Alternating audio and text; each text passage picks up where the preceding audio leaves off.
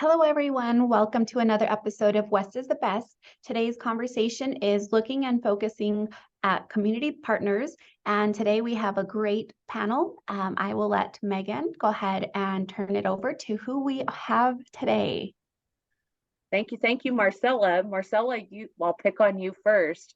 Former regional director and now the community education liaison, but I didn't catch for which school district. Yes, so no longer New Mexico State University. Now it is with the Dulce Independent School District in New Mexico. Excellent. We'll talk about that in a moment. We've also got from Colorado, another former regional director, Lacey Taylor, who is now a 4-H specialist in Cheyenne County, Colorado. Welcome, Lacey. Thank you for having me. It's good to see you all.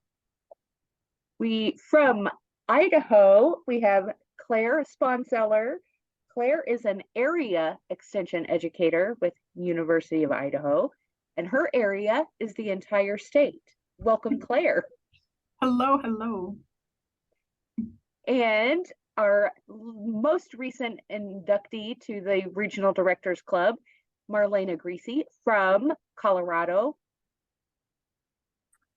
Hello. I am happy to be here on my first West is the Best podcast. We're excited for this topic. And I'm still Megan. So today's conversation is about community partnerships. We have always had a strong community partnership expectation in our work as 4-H professionals. Generally, these have been with our commissioners, with the FFA, with fair boards, camp facilities. All of our most favorite programs that we offer have always been in partnership with others who share similar visions and aspirations. Today, we're going to talk about the necessity and how to create new partnerships in our communities and the cool things that happen when we can do better together. And so I did homework. No one should be surprised by that. I did homework and found a study from the University of Minnesota Extension, and they recently conducted this research study on developing partnership mindsets in Extension 4-H programs. So sometimes if I bring those up, that's where that's coming from, and we'll put a link to that in all of our descriptions and stuff. So the first question that I want to ask is, as a new 4-H professional, how and when did you begin to identify potential community partnerships? So this is to identify community partners. So within Extension, there's multiple facets to this conversation.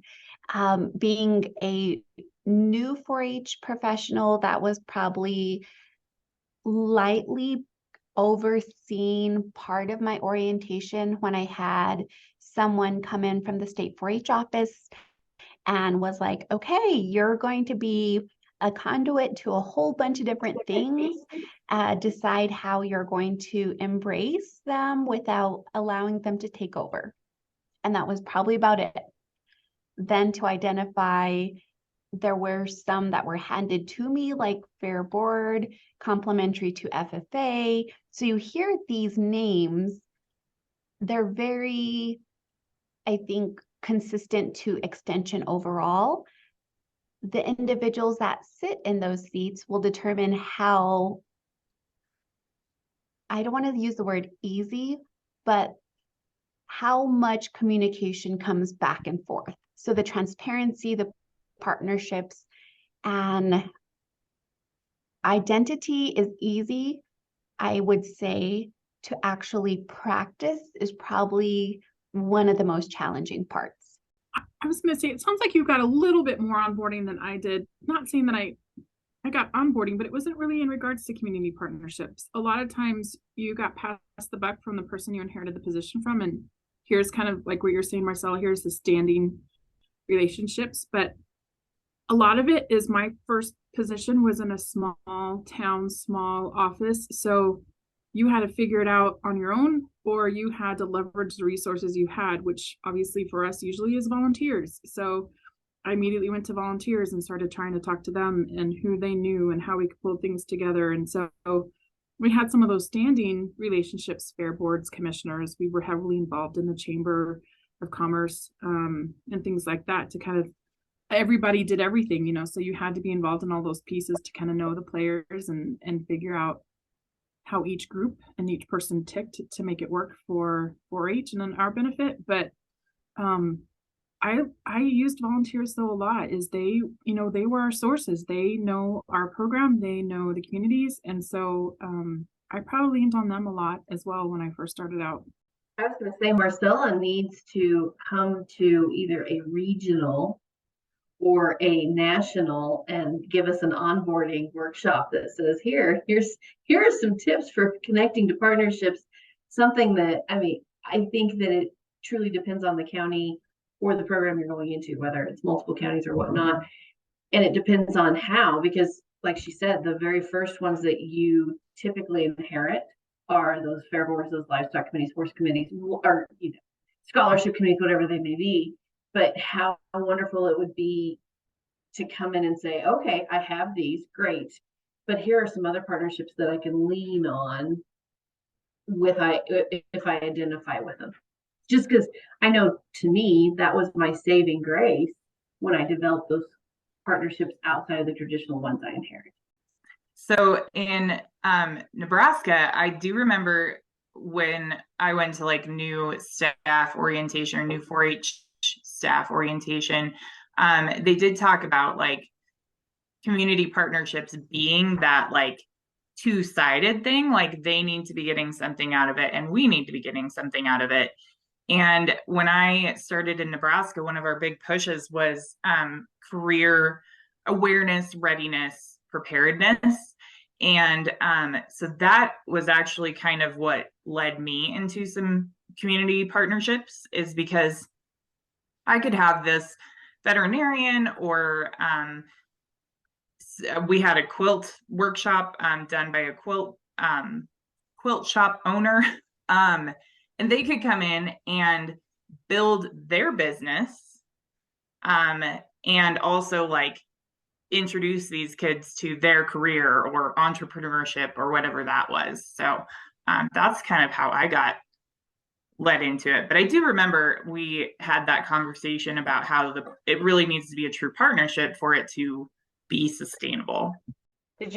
So I'm hearing some of us had formalized training or as part of a workshop or onboarding process, and did anyone feel like maybe that wasn't sufficient and it was more self-taught, or you were observing mentors or other colleagues as you were getting started down this path? Because I have to be honest, I think you just start, like you all have said, I think you start in and here's the prescribed or the pre-existing partnerships, and those are the people I'm going to start with first. And I think it takes some time to start to think outside of those core partners. But when you were looking, how did you go back and have more training? Was that a next session of the new employee orientation, or were you just watching others, or how did those come about for you? I think in the beginning for me, I said I didn't have training, but I did have training in regards to specific conversations when it comes to like fair boards and commissioners and things like that. But as far as expanding our resource base, there wasn't a lot. I know more conversations came in play, especially reaching out to peers. You know, I mean, that's the tough part about being a 4-H professional. We're kind of usually by ourselves. We may work in an office of 20, but we're usually it, or just there's a few of us. And so I was able to reach out to other peers who had a little bit more experience, especially in our region. That always helped.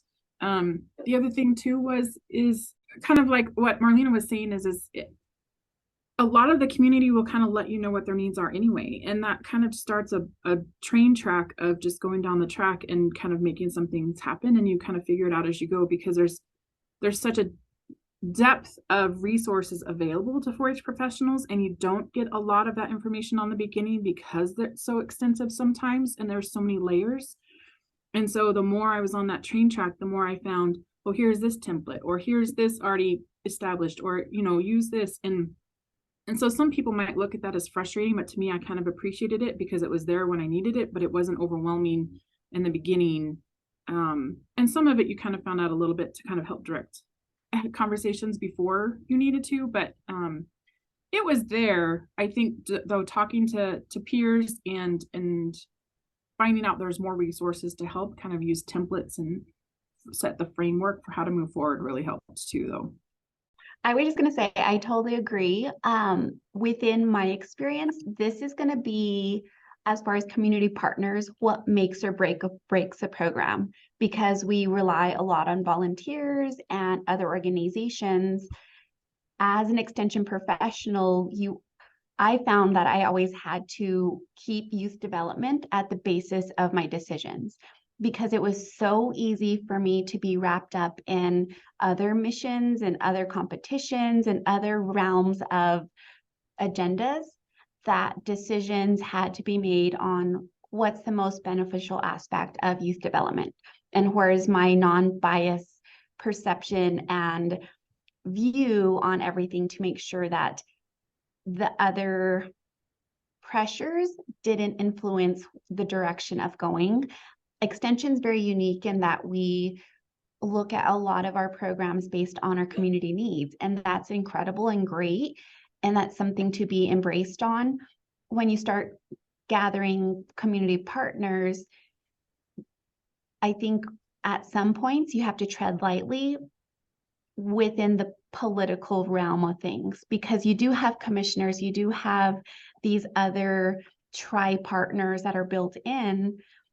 And we also have to remember national 4-H and state 4-H, in addition to our community aspects of everything. So it can be amazing, but it can also be a nightmare if you let it. So growing small, slow would be where it would be most comfortable, but always growing. Mine's really quick. I always like to say we have a lot of bosses in extension. Well, This is where everybody does the fanfare. Yes, we do. Well, I was just going to say, I know we always got told we were the 4-H was the broken record of always saying it, but what about the youth? Because you're so right, Marcel, everybody coming to the table, they're quote unquote there for the youth, but sometimes they weren't. And so bringing it back to the forefront, I think a lot of times made them roll their eyes, but it grounded things. And that was the hard piece. So I like that you said that, because that's so true. And you know, when I first started, I was in my mid-20s in extension. And even though I'd had experience with interns and like as an intern growing up in the program, it still did not prepare me to walk in and just take charge completely, comfortably for the first year, honestly. And I don't know if there is preparation out there for that. And it wasn't until I was about 6 years in that I finally started making those community connections that actually gave me the outlets to say, okay, not only do I have my standard, I don't want to say traditional, but basically traditional programming and outlets, that now I have the things that actually really refuel me after blogging through the hard stuff. And if I could change that for anyone so they can make those community partnerships, because there's that fine line of making sure that we're balanced, us personally, and saying, okay, youth at the forefront. I love that, Marcella. And if we can have that balance to say, okay, we're going to have our what the community expects, the community expectations for the program, and then manage that with the outlets that really give us fire and help expand the audience, that would be perfect. So I can't harp on it enough. We really have to figure out how we can get new or even established 4-H staff those community partnerships and those connections, so they can learn, okay, here my numbers may be going down or up in this area. How can I reach out and get them up in another area? So you brought up some good points for me that that you tickled my fancy here. So Marcella had talked about expanding. Well, here's what I wrote down. Is it more important in our community partnerships to expand our current programming efforts, or practice positive youth development. Sometimes that relationship with our more classic or traditional partners, they immediately say, oh, you're doing this unique program with some new partners, so that those new partners, that's a recruiting mechanism to do 4-H in the way that we do 4-H, right? The classic model of 4-H. Do you find that, do you find that when you try to have the conversation about expanding the program, people presume that it's to build our 4-H club numbers and our classic model numbers, or is it? I'm curious, I guess where I'm going with this is I'm curious is there any jealousy or concern from those classic partners that maybe you're not taking care of business, air quote, you're not taking care of the real work of 4-H, which is getting kids ready for the fair, if you were the fair board? So interestingly, Lacey and I have had this conversation, and even though our counties are so close to each other, I think we have very different experiences. So Lacey, I will let you talk. Oh, no, I think that it's been entertaining because this is the second trip I've had in the Southeast area. And the first time I was further south in a county that was population about 10,000. And the dynamics in that county versus this county are night and day difference. And so I will be curious to see what Marcella says, because that fine line of navigating what is the expectation, but let's say community expectation, and trying to balance positive youth development and community engagement, all of that merges together. And how do you keep that line forward? Interesting enough, conversation-wise, I heard a speaker say this literally yesterday. He was a superintendent in Wisconsin, and he was really talking about project-based learning, and the way that he approached everything was really identifying youth first within the perspective of, we are all experts that we have gone through schooling ourselves. So we think we're experts on how a student should learn.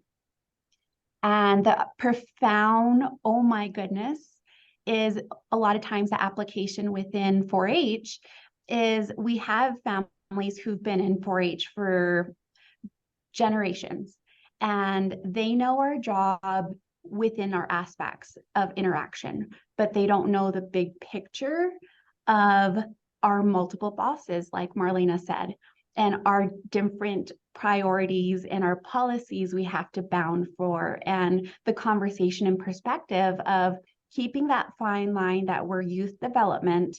We support you as a community. We can't promote the political aspect of everything, but community engagement and development is the forefront of what we do. So with Megan doing her research of research-based support to the conversation, the unique part of extension is we always have that research to support decisions.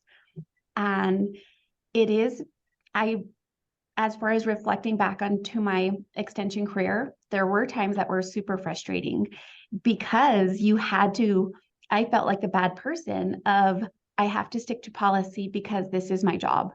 This is where I have to put youth development first.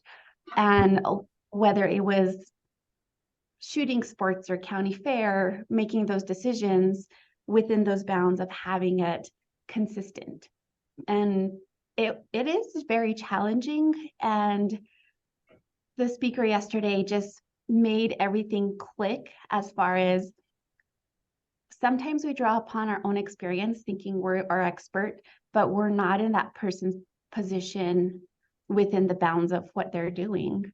And we're wired differently as extension folks. Like, bottom line, we are there whether we're sick, we have family obligations, we're there.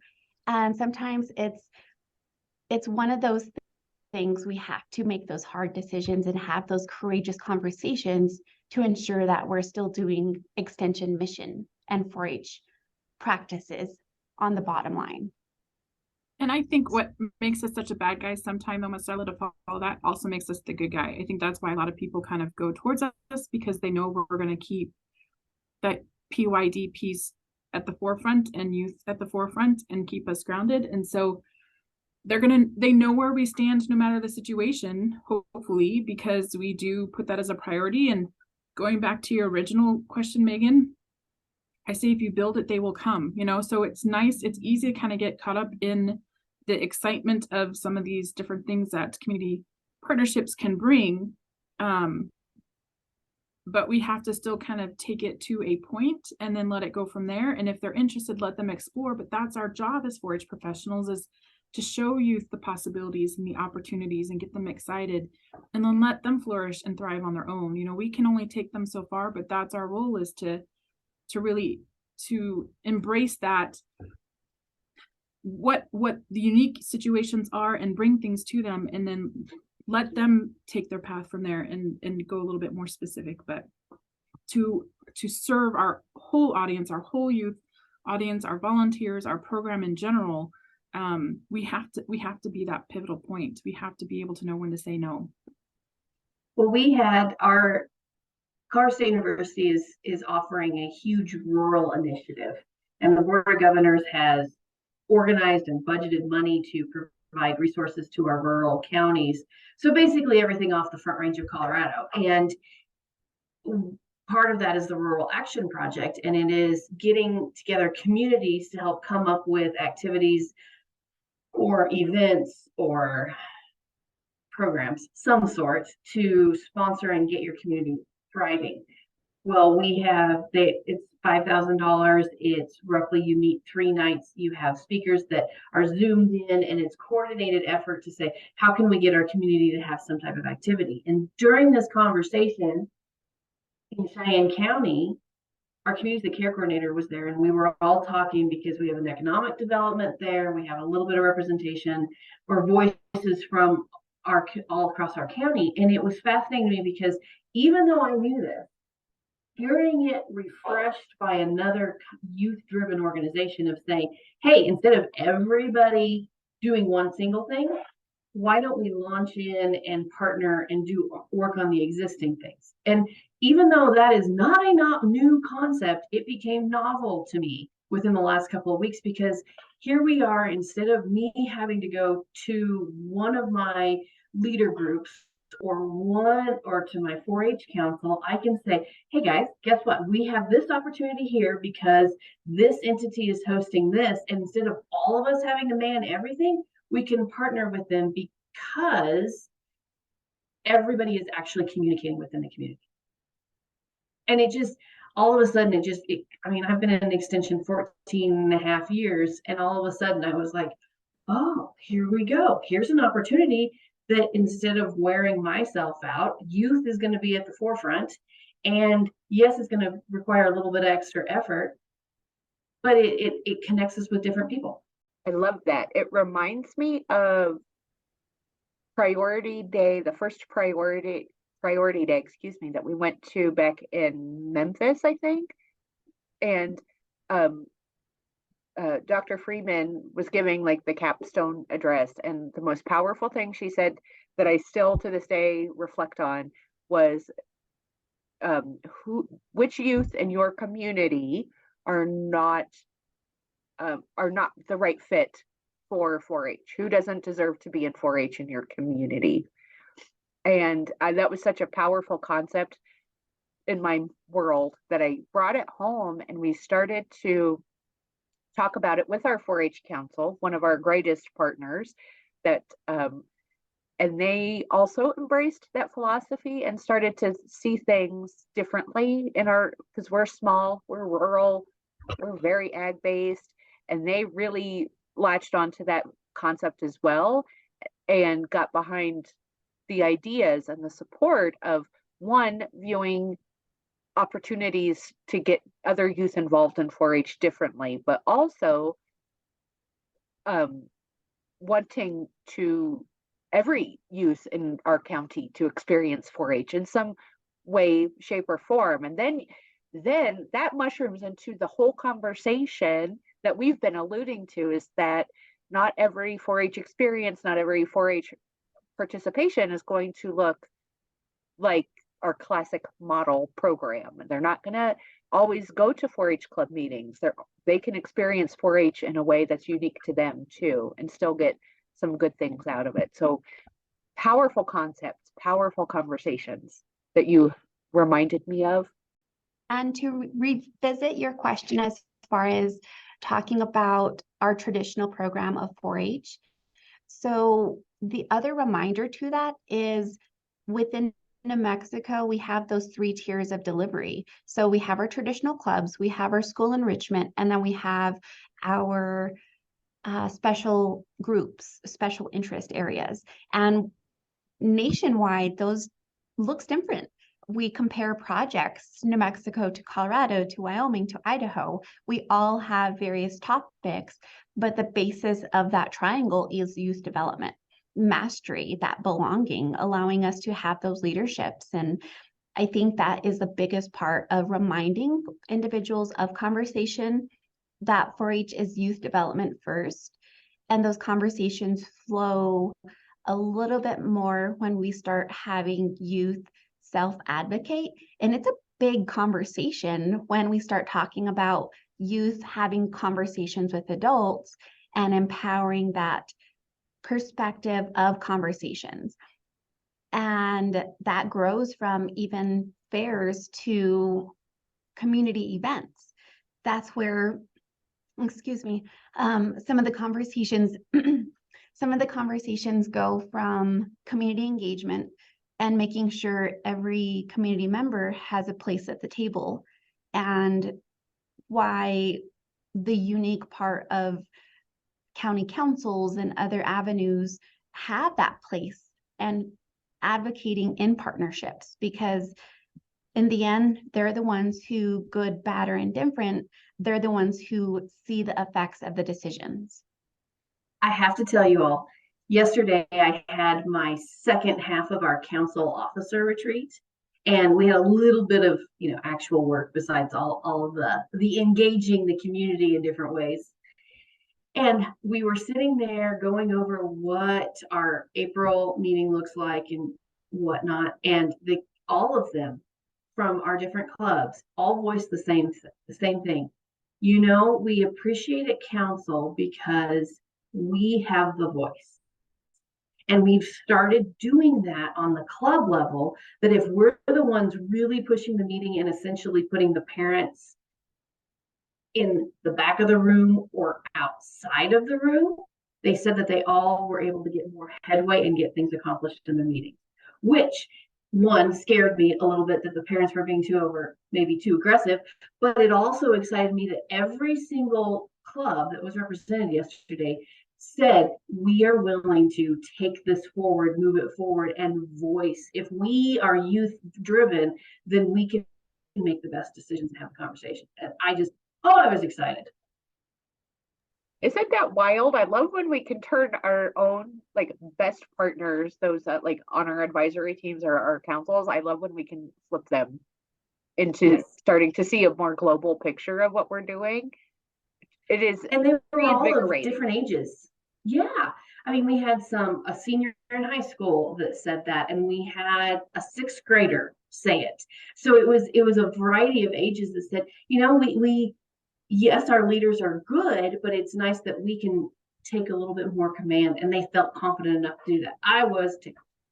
So it's funny that you say that, Lacey, because we do a lot of professional development with staff, and sometimes it's with our own 4-H professionals in the state, but we do a lot actually with Boys and Girls Club, United Way, YMCA, libraries. I mean, we have a lot of external partners that do youth programming.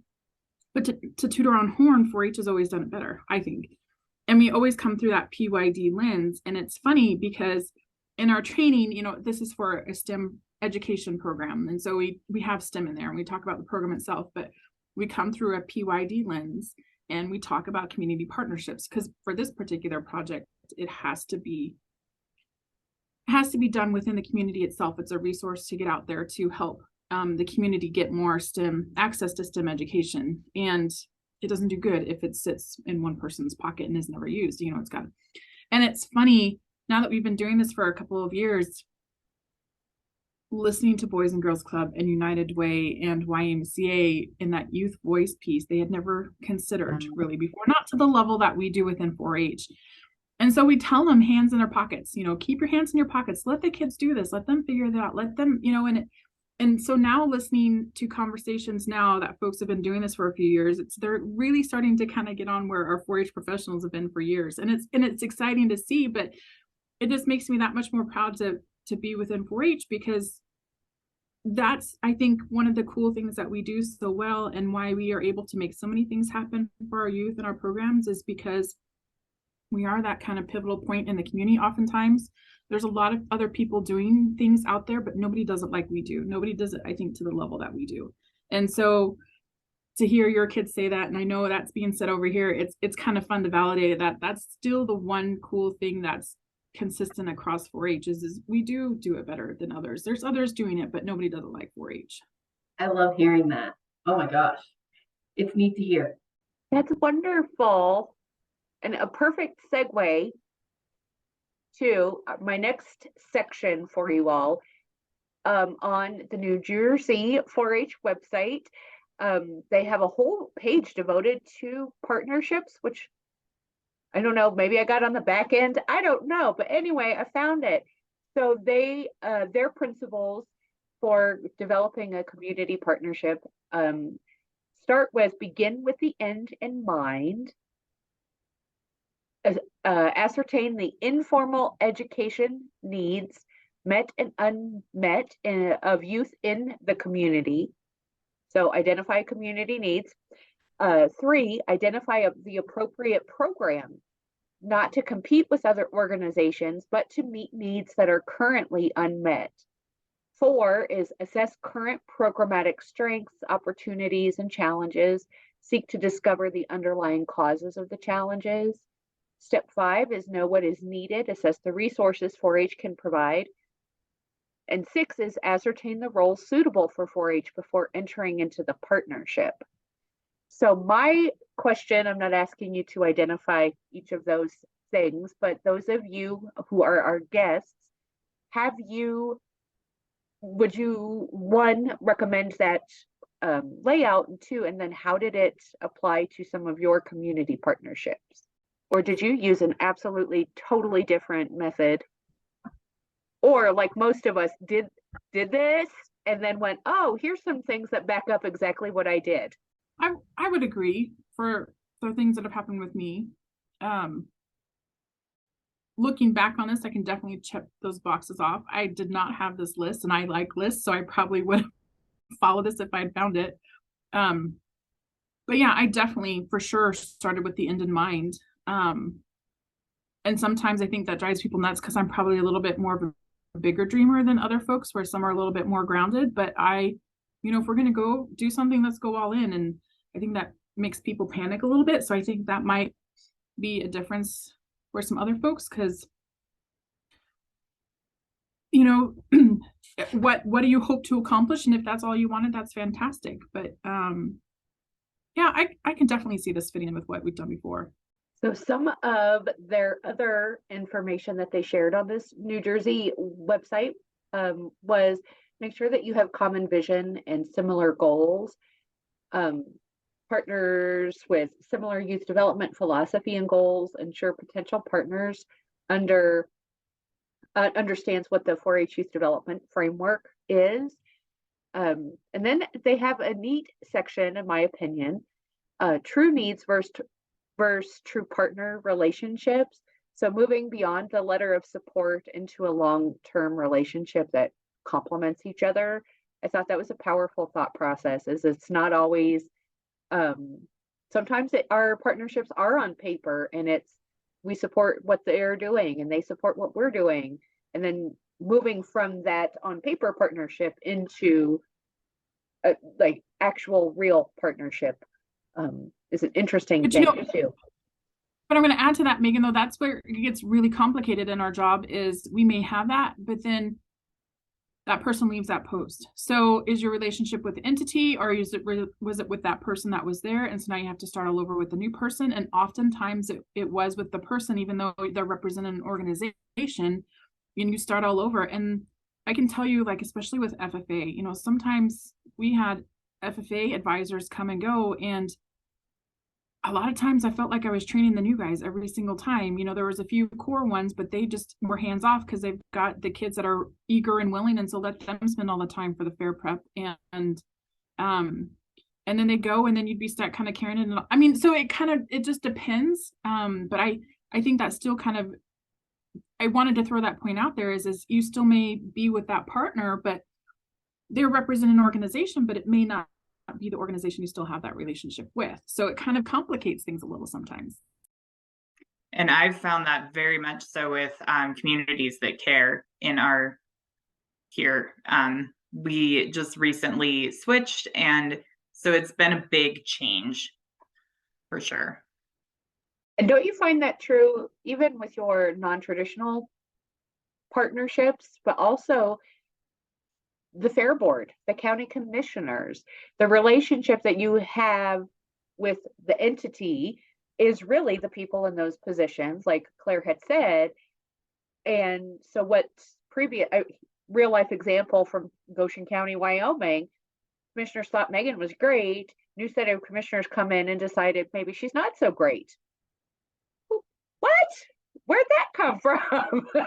So rebuilding, and I think that's a whole other podcast topic, is how do you rebuild this partnership and relationship that we've had forever that you didn't even know was great, but other people can come in and change the mind.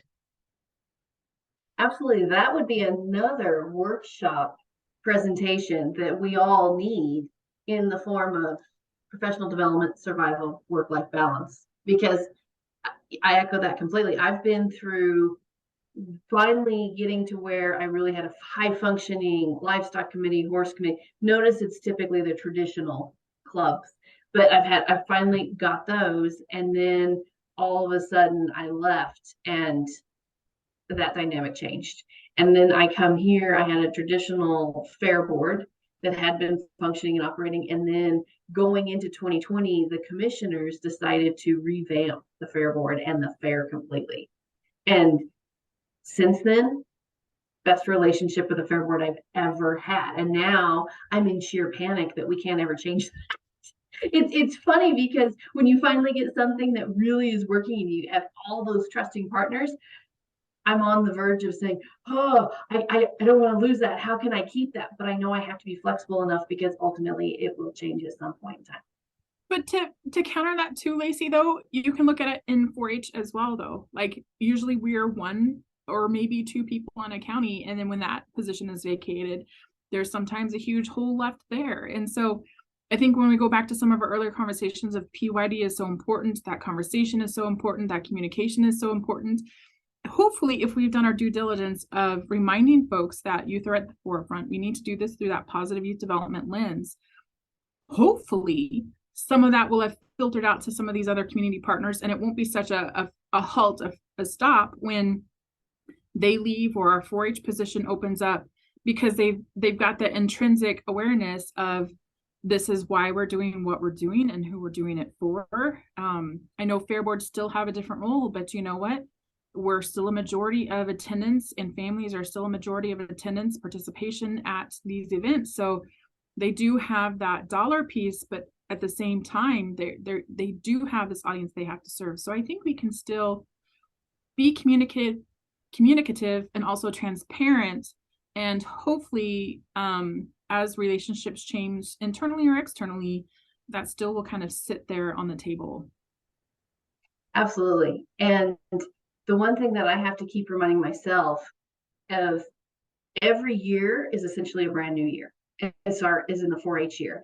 So I have to remember that I'm walking into it. And even though something happened last year and it worked really, really well, there are going to be new faces, new volunteers, new experiences for people. And I have to remember that I have to make sure that I am communicating the same same standard of this is a positive youth development experience, that these are volunteers, these are club members, and these are the expectations. And so for me, the biggest thing that I've had to really do is not just set it on autopilot and just keep reminding of, oh, nope, this is a brand new year for somebody. And sometimes it's a brand new year for me. Well, and then that makes me laugh because you had said earlier how I wish we'd had, because I was the same way. I grew up in the 4-H program. I volunteered during my college years. I came back and worked during the summers. You know, I'm a 4-H'er for life. I'm one of those. And same thing when you started it, you had no idea what you're really kind of jumping into. And even with people who come in with no extension background, I'm just like, 3 years minimum before you really feel comfortable, because we do things once a year. Our day-to-day is not the same at all, even if we do have set routines on a calendar year. And so that's the fun part, and the scary part about our job is you gotta go through it a couple of times and know that it's still going to look different each year, because you're going to have different people attending, you're going to have different volunteers, you're going to have different partners. Like it's going to be a gambit. So we need to get bumper stickers that are made that say every day is a brand new experience. Good luck, because I had to giggle at the Colorado Ag Agents had a fundraiser, and their sweatshirt was the fundraiser. And it said, welcome to Extension, where every day is a bike ride. The bike is on fire. You're on fire. Your hair's on fire. You just never know what's going to happen. And it's so true, because each day is something different. Even though, for instance, we have a project runway this weekend. We did it last year, but it's a completely new experience with mostly new kids again this year. And so even though we've done it, here we go again. We've always joked that we want to have a packing contest with 4-H professionals, because we play Tetris with the best of them, packing vehicles, packing boxes, packing storage units, whatever. Like, we haul a lot of supplies, and we can haul a lot in a little bit of space. And so that was always our joke, is one of these days we need to have a competition for 4-H professionals on packing. I just saw something on the Facebook this morning that, and I apologize because I can't remember it verbatim, but the essence, so my apologies. The essence was, never forget that this event or this function that you're putting together could be the one that the kids talk about for the rest of their lives. And it resonates with the things that you guys are talking about now, because we forget, because we do this every year. And to us, it's old hat, and these events come up and go so quickly. And in our own, I feel like sometimes some of those events are in the cells of our bodies that muscle memory will take over and autopilot us through. And it stopped me this morning when I saw that, like, oh no, but some kid somewhere really values what just happened, and I put together like it was nothing. And that's the transformational power of 4-H. To add to the conversation, to giving words of advice to Extension 4-H professionals who are early in their career, do know that the individuals and families who have been in the program longer than you've been there, you can change the system by starting with the new families. So if there's something ingrained, we do have cyclical aspects of conversation. So if you see something not working, you can introduce it and slowly change the system. And that's the cool part, I think, of embracing every year's is a new year to improve. And if you're getting comfortable, that's where it becomes dangerous, I think, because yes, every day is a new day, and you may have your list of what you want to get done. It just doesn't happen. Every event has another little quirk related to that. The conversation otherwise of professionally is you have some great support, and drawing on other people's experiences. Ask questions for your colleagues and have those conversations, see different perspectives, visit other organizations and how they do things. Take the positive that you can incorporate, make it work for you, visit local areas, other counties, how they do things across the state, nationally. A great part to plug in the National Association. So there's opportunities within those collaborations that can always support you and know that you're not in it alone. So some days you can feel very daunted that it's a huge task of community partners, but that's a whole part of the embracing and support of those partners is they should positively contribute to the mission of what you're driving and striving for. And you have some amazing colleagues to support you. That's lovely. Can I ask, so Marcella, I wanted you on this podcast because I wanted to talk about you're no longer a paid extension employee for New Mexico, but I wanted to talk to you and understand better how you got this new position that you're in, but also how that partnership started. So start with, how did that partnership start? Was that a partnership that you initiated with the school district? So yes, within being a 4-H agent, I was actually conducting 4-H programming within the school district, and within embracing school enrichment, that was something that I did from the first year as being a 4-H agent 13 years ago. And being from the county, I had that opportunity to know some of the key players within the county. The part about the school district is it just started as a casual conversation of how can we do more with 4-H to support youth development, because there were indicators that the school itself was low performing, proficiency, turnover, a whole bunch of things that were challenging youth or the academic side of where they could go. Long story short, I had an opportunity to have a conversation with this position. So it's a brand new position within the school district. I have a very unique opportunity that contributes being the community education liaison. I'm actually in the classroom several days out of the month. I have an opportunity to provide professional development for educators that happens on a regular basis. And I am able to advise our administration on those perspectives.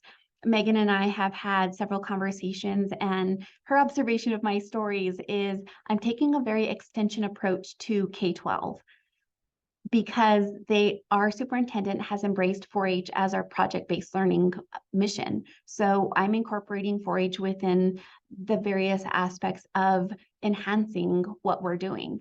An example would be we have a high school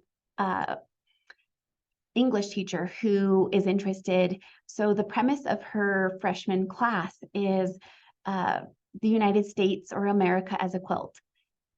And easily enough is utilizing sewing in the basis of teaching them sewing. It's an English class, but they're learning how to sew and talking about quilting and having those perspectives of breaking down what we would think of traditional education and implementing all these cross-curricular discipline things that we do in 4-H that only enhances the learning of students, because the model of 4-H, learn by doing, and enhancing those conversations have really had an opportunity beyond.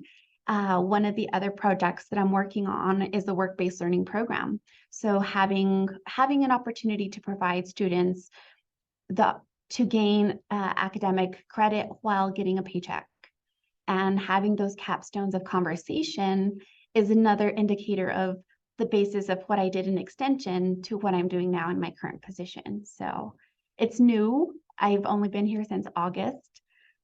I am an active part of New Mexico 4-H shooting sports still. So 2 weekends away, I'll be assisting within our summit for shooting sports. So I am still have my support of extension, and am implementing all the cool and amazing things that I gain as an extension professional within my current position.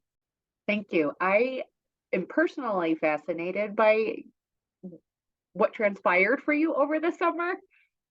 One, because I think it's the power of those partnerships and the power of those community partnerships, but also the opportunity that when you set out to do that 13 years ago, I'm sure it wasn't even a thought in your mind that they would love you so much that they would just create a position for you. And I'm not an advocate for leave extension behind and go get paid by a new partnership. However, when that opportunity is presented, it's quite overwhelming and exciting that you did such a strong job of sharing 4-H and positive youth development that the school district went, yep, we need that in our lives every day. Lacey, I know I attended a conference with you back in 2021, 2020, I can't remember, but anyway, you did a whole session on community partnerships at JSEP ELC last year. Last year, I was able to present with a fellow educator from New Jersey, and we were talking about just community engagement and how can we get involved with basically a little bit different than what we traditionally think of. And Laura Bovitz discussed her. It's a longer project, and so I'm going to highlight her just for a second.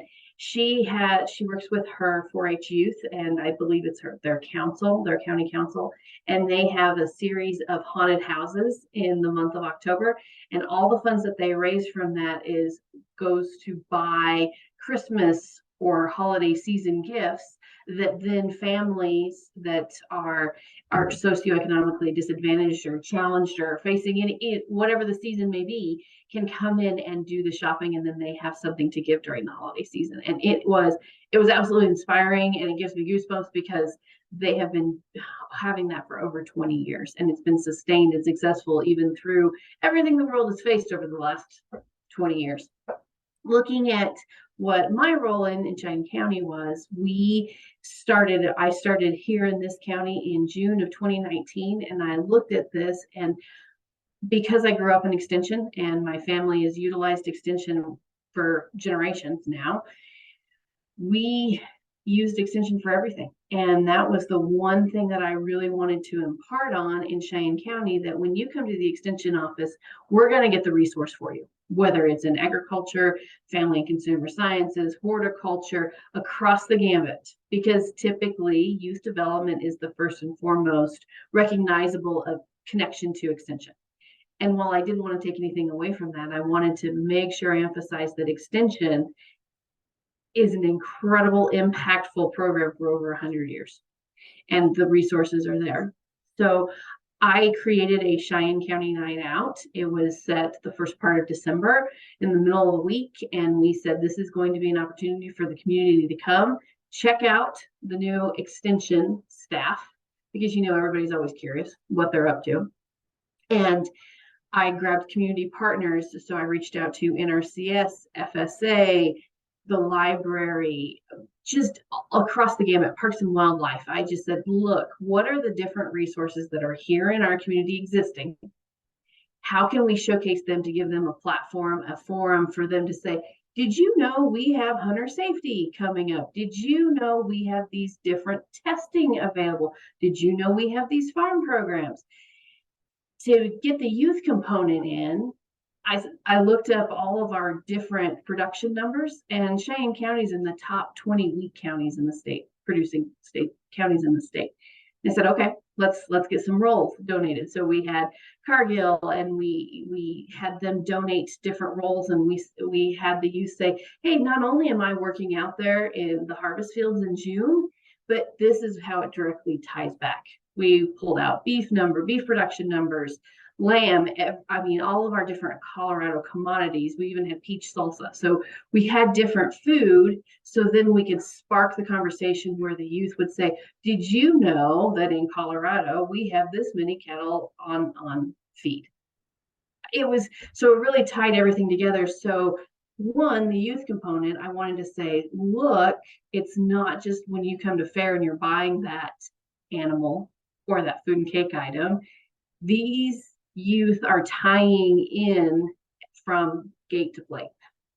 And so, yes, it was a primarily heavily agricultural influence, but I really wanted to tie in just so everybody could kind of connect the big picture and see, oh, I didn't realize Cheyenne County was 72nd in the nation for this.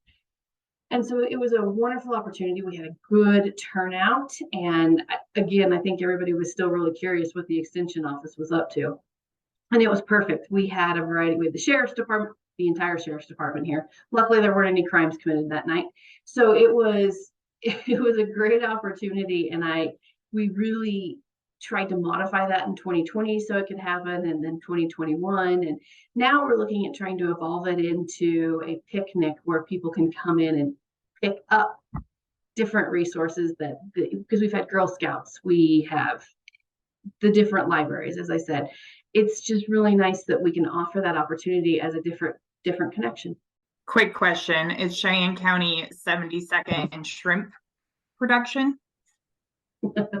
So Cheyenne County had a new addition last summer. We have one of the only inland shrimp companies, and their first 2 batches failed, but it was a good learning experience. We had an exchange trip here from 4-H youth from New York, and we took them to the shrimp company, and it's fascinating to see how they have it set up and everything. But we are working. I guarantee we're the #1 shrimp company in Colorado. I feel like that's probably a safe bet. I would hope so. If somebody snuck in and beat me on that number, I will be sad. I love what you did, Lacey. It reminds me we just hired a new ag educator in my office, and I was telling her yesterday some of what I find most interesting about extension work, not necessarily 4-H, is I've been the Lone Ranger in my county for a number of years, almost 4 years. And people here recently, like our extension partners, so USDA and Market News and Game and Fish, have gotten these questions and things that they don't know how to address. And their answer to these citizens is, well, go out to the extension office and see Megan. And the response is always, isn't she the 4-H agent? And they go, yep, but she knows how to do this. So these people come in and they say, I need to speak to Megan. And my poor secretary's like, about joining 4-H, I can help. And their response is, no, I think I have avian flu on my property, or no, I need scrapies tags. And it's amazing to me that our partners, our true good partners in extension, know that we know, and expanding that broader message to the community is always kind of interesting, because most people think, well, Megan doesn't know anything about this, and then sure enough, I'm getting you scrapies tags. Well done. And truly, yeah. But that's extension. I mean, you never know. Doesn't matter if you work in an office of 1 to 30, extension is going to find the answer. And that's what I love about the land grant mission. And I love extension for that standpoint alone, because you can come in and, yes, I know we hear the phrase, oh, I'll just Google it so often, but yet if you come to extension, we're going to be able to figure something out. I laughed, Megan, because we always got bugs in plants, and usually they were like half the plants, so it wasn't enough of really to do anything with, or it was wilted. I mean, it was just very funny. And we got some really weird, nasty bugs, and so it just makes me laugh, because I remember one year I was at a camp and you open up the freezer and there's all these frozen bugs, and yep, I know I'm home. So yeah. And sharing that resource with your broader community, I think that's our sad part, is we're the best kept secret in each of our communities for a lot of those things. Is who needs Google when you can come see us? Go ahead, Claire. I was just gonna say, I don't know that we are the best kept secret anymore, though, to be honest with you. We've really had some opportunities to happen here in Idaho, and I feel like a lot of it's because they know that 4-H is doing all of that. And so right now, I don't know that it's happening with other 4-H programs. So if it is, let me know. But there are quite a few states that are able to offer 4 credit, like classroom credit for outside after school programming. And right now we're in Idaho, we're figuring that out. So we're able to offer in-school credit for 4-H projects. I mean, that's pretty spectacular, I think, as far as recognizing that our partners knew that we were going to be the ones to kind of lead that after school effort here. And so I don't think that I don't think it's the best kept secret anymore. And I think a lot of that, to be honest with you, really goes to more of our urban programming. You know, that's something that we haven't done so well for so long because we were so classically enhanced in the club settings, which I think, to be honest with you, I don't want to ever see us change because we're the only ones doing that. And I think it works. And I think it serves a certain population. But we've really, over the last couple of decades, have really tried to focus on kind of what you were saying earlier, is who wouldn't fit in 4-H. Really, there isn't an answer for that. So how can we figure out how to bring in all those other audiences and serve those other audiences? And I think today we're really starting to see those efforts pay off, because we are reaching new audiences in a much more in-depth way than we have before. And so, like I said, here in Idaho, we're starting to see some things come to us because we're the group that they want to start with, which I think is pretty awesome. You know, I think that is so inspiring and exciting. And we look at all of us on this group right now, and everybody is willing to be flexible and grow. And I think that is the secret ingredient for success in extension, that if you are willing to grow and push as an extension staff member, the sky's the limit.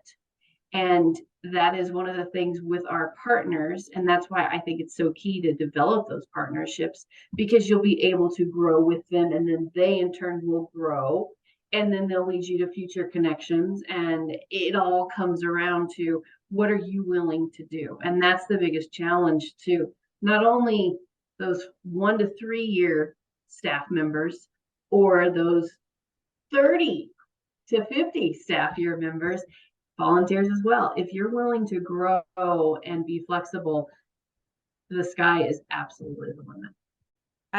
I enjoy that, Lacey. Thank you so much for bringing that perspective of, a lot of times with an extension, you are learning along with you teaching. So that's a part of reflecting back to it. New Mexico has over 200 4-H projects, and having to know a little bit about everything provides you with that basis of answering those random questions. Extension is a big conversation, and I think some of those responses of, well, what does extension do? Sometimes it's easier, what does extension not do within those dynamics? Because the conversation of community partners is such a key aspect to how we support, that it is one of those dynamics and conversations of 4-H is an incredible aspect, not only for youth development, because sometimes our adults that come with our youth are gaining just as much benefit, if not more, within those dynamics of conversation. So it's incredible. It's something I truly see and believe and am a product of within conversation of going forward. I think it can only strengthen what you're doing. It's kind of scary in extension to delegate and let people do jobs that they need to do if you are on the side of a micromanager, but you have to believe and trust, because the skill sets that we are providing and the opportunities we have them to go through, we learn ourselves and we grow as a person every single time. And that's a part of keeping it as a learning and the growth model of the growth mindset of us just moving forward and having those. It's really coming back to what we're asking our youth to do in 4-H. We have to practice ourselves. Oh, that's lovely. And I feel like that would be so great to stop there. But I feel like I also didn't ask Claire to talk about her community partnerships. I think a lot of my story is going to be similar to the other folks on here too. I think for us, I think that is a great way to end it, that flexibility, that openness, that willingness to explore new things. And again, like just kind of going back to, we still have to be grounded in positive youth development and know that our organization is what we have to represent. But I don't think that's a bad thing, because we are there to meet the needs of our community and individuals, but that doesn't mean that we tell them what those needs are. You know, we can look at do an assessment of, let them have their input and involvement in that process. And so that's the nice thing about our community partnerships. So yeah, I mean, I've worked in county positions for a long time, and those are critical to the success of our 4-H program because, we were rural and some of them may have been larger communities, but we were still, when you're rural communities, you're kind of an entity on your own. You rely on those communities, you rely on each other to really make things happen and opportunities happen. And everybody wants to see our youth succeed and thrive. And so that was a nice thing there, and figuring that out and how to make that happen. And then now on a statewide level, it's still going forth of how to just represent positive youth development and create opportunities for our kids and make sure that's done in a quality and intentional manner. And so I work now with a lot of other youth organizations, kind of as I mentioned before, but also schools. I mean, we're having tons of conversations now on bridging, before and Marcella probably is going to shake her head on all this stuff. So I love hearing what you're doing there, but informal education and out of school education have totally been separate conversations. Even though it's the same audience, we're doing the same thing. They've been totally isolated islands of themselves. And we're not doing that now anymore. How can we bridge the two together? We're serving the same audience. We want them both to succeed. And I love that formal education is starting to have more conversations of how can we change what we're doing. There's still reasons why you need to have classrooms and why you need to have standardized tests, and we don't need to get into the politics of that, but those are pieces that have to be done right now for most part. So how can out of school time play a role and support that and make some of that happen? And I love going into classrooms or we do a lot of teacher work days and going into them and getting them to do hands-on experiential education, project-based learning, youth voice. It's very different thinking for some of them, and some of them have a much harder time accepting it than others, but we're in there usually because the administration is supportive. And so it's again those community partnerships are growing. Sometimes they've been built before we go do those trainings. Sometimes they're built during that training and then kind of continue to grow and thrive after it. But I love that you guys have kind of said it, that openness, that communication, that willingness to adapt is what makes us successful. And I think if we can continue to do that, communities the partnerships will still be there because needs change, communities change, people change. And we're adapting to make that fit each year, each day, each event. So I thought it was interesting. The University of Minnesota Extension 4-H study did say that the practical experience that you gain in the field is often the best way to develop effective partnerships. So as much as we earlier had said, oh my goodness, we really have no training, it's not formalized, there's no consistency. Shocking, learn by doing is really what makes or breaks your partnerships, and you figure those things out and you decide how to move forward that best supports you as that person and the people and the players that you're interacting with in that moment. I just wanted to make that rollback connection. I think that complements perfectly to what Claire was saying, because we are sharing a lot of entities and resources, whether they're youth and families and organizations or just the land. We're all bound to those connections, and the way that we can complement everything is going to be a bigger conversation, and the long-term sustainability of the program can only benefit from having really great partners and having everyone working towards a central support group within avenues. And yes, it is hard to transition, and there are challenges with personalities. And that's the concept of extension within growing our community within wherever it's at. Our community, whether it's a county or a community, actual club, we're providing that sense of belonging within the larger conversation. So it's incredible when you start seeing simple concepts that grow into bigger pictures, because then the other part of what I always felt most rewarding is being there to witness positive change. Because yes, there are going to be hard days. Yes, there's going to be challenges and other conversations. But when you actually see everything work for that split second, then all those efforts make it worthwhile. Well said. And for those individuals that say, wait a second, I'm not outgoing, or how do I even start? What are some ways to break into these? Just being seen in the community is a huge benefit.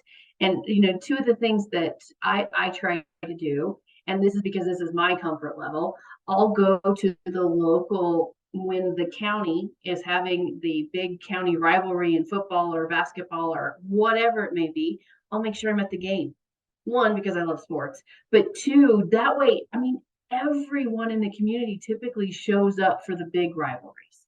Or if there's a trunk or treat to where somebody is hosting it.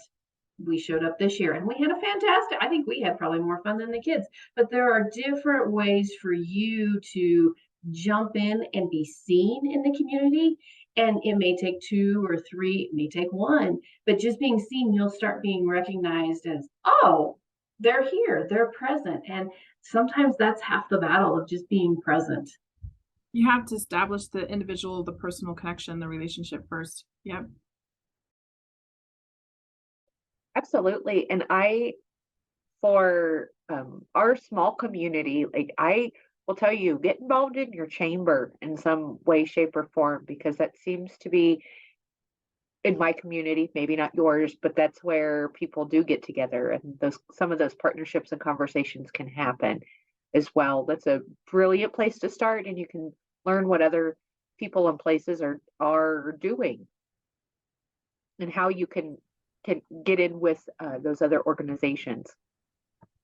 You know, and something else that we did too is we would always go and make a presentation to our county commissioners. So we were on the agenda. It was in a public forum. It was recorded so people can watch later.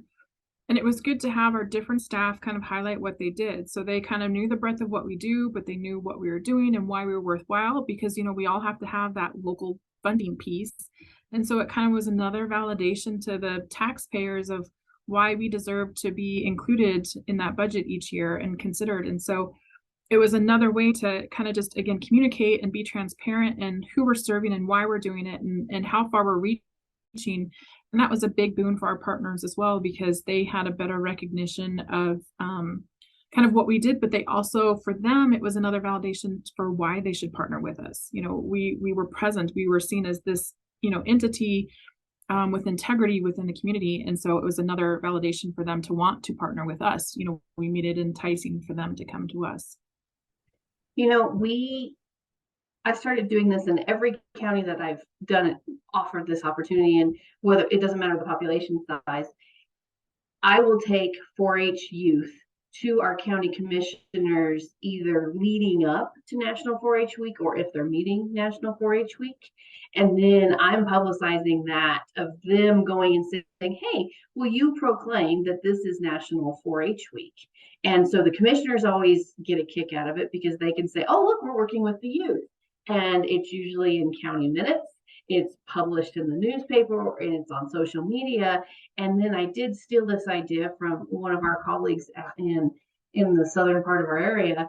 I was able to get them to fly the 4-H flag over the courthouse for National 4-H Week. And it's a simple thing that people will drive by and say, oh, I wonder what the flag's doing. There's a clover up there.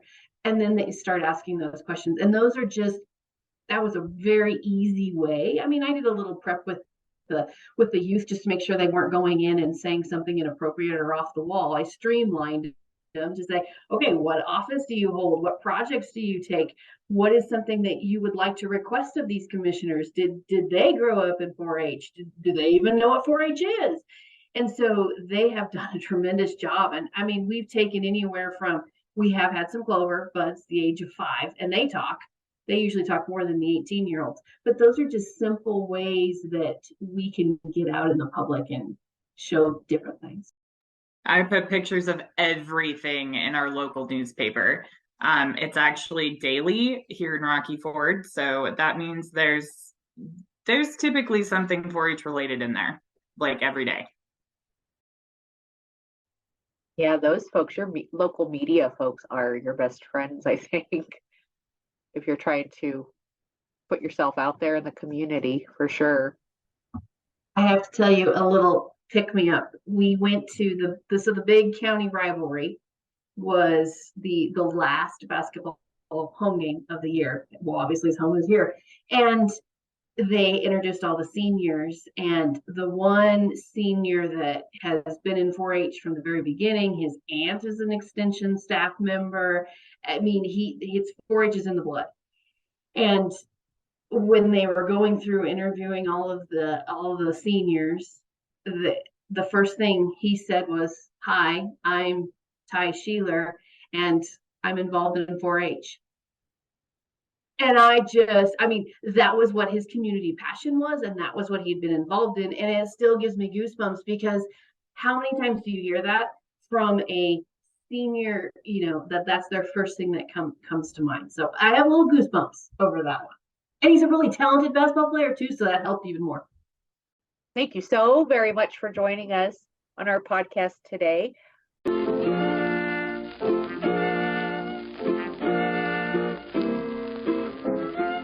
Hey friends, it's Megan. I just wanted to give a quick shout out to our guests, Marcella Talamante, Lacey Taylor, and Claire Sponseller. This has been a 2023 production of the NAE4-HYDP Western Region. The West is the best. Join us for our next episode.